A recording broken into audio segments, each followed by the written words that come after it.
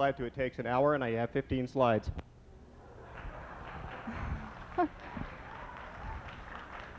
If you'd like to address the evolution of the eye, I'd be happy to let you in. I'm sorry, I was unfairly being facetious. Dr. Holman. I saw this question on the handout, so I know that it's a nice question to pass up here apparently, but. Excuse me, Dr. Holman, your turn. Well, I would say it's obvious the eye could not evolve. It had to be created. It's too complex. There's just too much there. Charles Darwin himself said the thing that caused him to shudder was the human eye. He said, I see no way it could evolve bit by bit. What good is a 5% eyeball? If it doesn't work yet, it's of no value. It's a hindrance. Just like a reptile's limb evolving into a bird's wing, it becomes a useless leg a long time before it becomes a useful wing. And the critter gets killed because he can't run as fast, so evolution stops dead in its tracks. It doesn't work. Most things don't work bit by bit. Tires on your vehicle don't work one at a time. They all four have to be there for it to roll. And the human eye, with its billions of complex parts, it had to be created and designed just like a computer program. You can spill Coke in your keyboard and you will not develop a computer program. Random chance produces chaos, disasters. It never produces more order, and the human eye is so ordered that makes me marvel at the intelligent creator. I have no problem with that, and I want to apologize as far as the tone. I certainly don't want to be offensive. I want to. This is a serious subject, extremely serious, because your behavior is determined by your beliefs. And we are watching a rapid decline in American culture and morals, I think, largely due to the teaching of evolution. I'm dead set against it.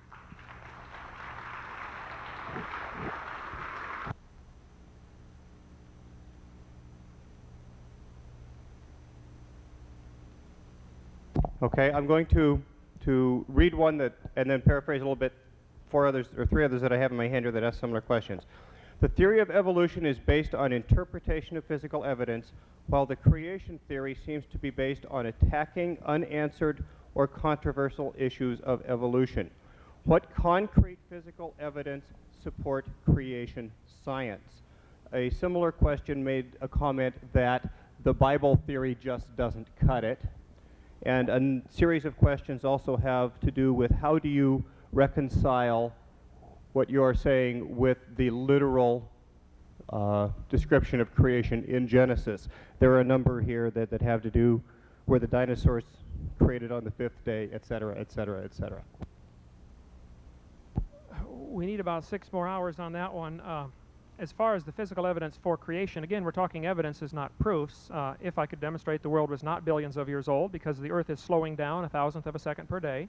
Every 2.5 years we have leap second. Read Astronomy Magazine, June 30th, 1992. We had leap second. The Earth is slowing down.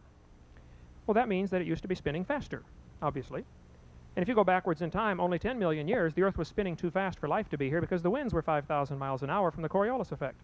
And if you want to tell me the dinosaurs lived 70 million years ago, well then we got a real problem because they'd have been blown off the surface of the Earth. Just by the rotational velocity is decreasing. The sun is shrinking. The moon is getting further away. The Earth is cooling down. Jupiter, Saturn are all cooling down. I could go for days on physical evidences that the Earth isn't billions of years old, which of course does not prove creation, but it takes away the option of evolution. What evolution has done in the schools in the last 15 or 20 years in the textbooks, and I had lunch yesterday with a school board member in my county, and I'm very active in trying to get evolution out of the textbooks on the grounds that it is just a religion. I don't think they should teach evolution or creation in the textbooks. But what the evolutionists have done is they've used a very faulty logic. They're saying, well, we don't know for sure how it happened, but this is the best option.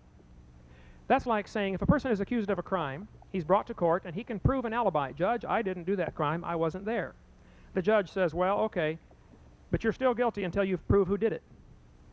The innocent party doesn't have to prove who did the crime. He just has to prove he didn't do it. And proving evolution did not happen and cannot happen and does not happen is sufficient. I don't need to be able to prove creation. It is easy to disprove evolution, and that's the real problem is the subject of origins cannot be discussed without religious implications. Okay, I believe the question is more, what is the evidence other than the Bible? The evidence... Not against evolution, okay, but for creation. The evidence for creation is the complexity of life. It doesn't arise by chance. If an explosion in a print factory does not produce a book, it's too complex. And a random variation in chance will never produce anything like we see the complexity of life.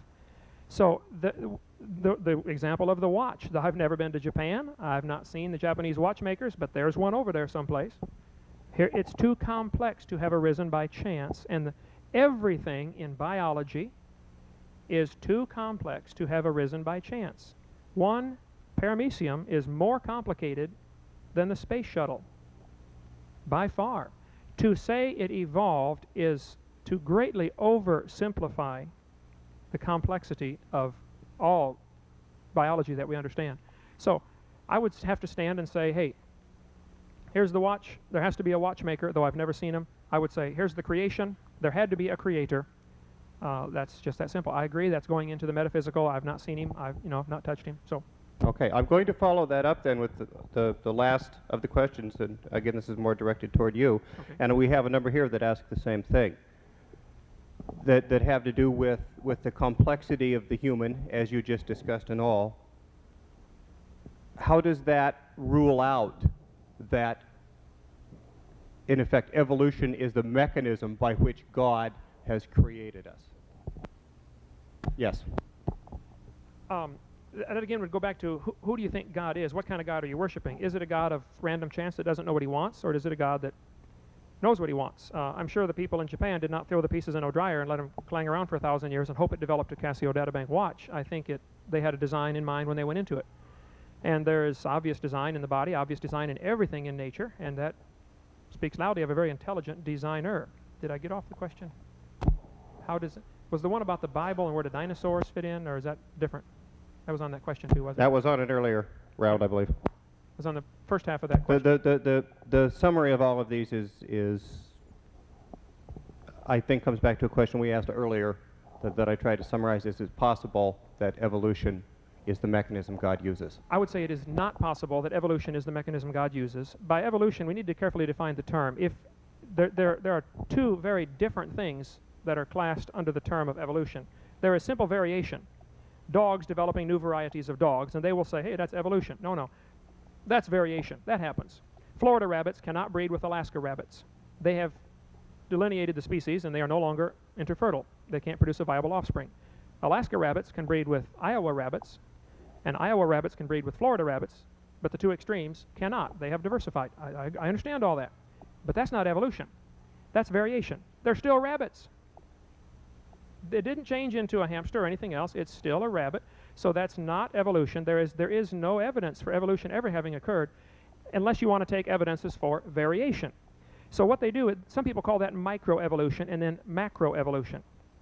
The same phenomena could be observed with the weather. We have our daily weather patterns due to a number of forces, but our yearly weather patterns are due to other forces, solar forces outside of this Earth, not related to the heating and cooling. Two totally separate set of events that cause the weather patterns. And we have microevolution, variation, which is God ordained. He created the species with a genetic code that's very complex. My 3 kids are all very different. That's proof of creation. You can buy cars with a variety of options. That's proof of creation. Somebody designed it. Dr. Richardson, is it possible to you that evolution is the mechanism that God has used for creating the human? Yes. Okay. Is that all you wish to say?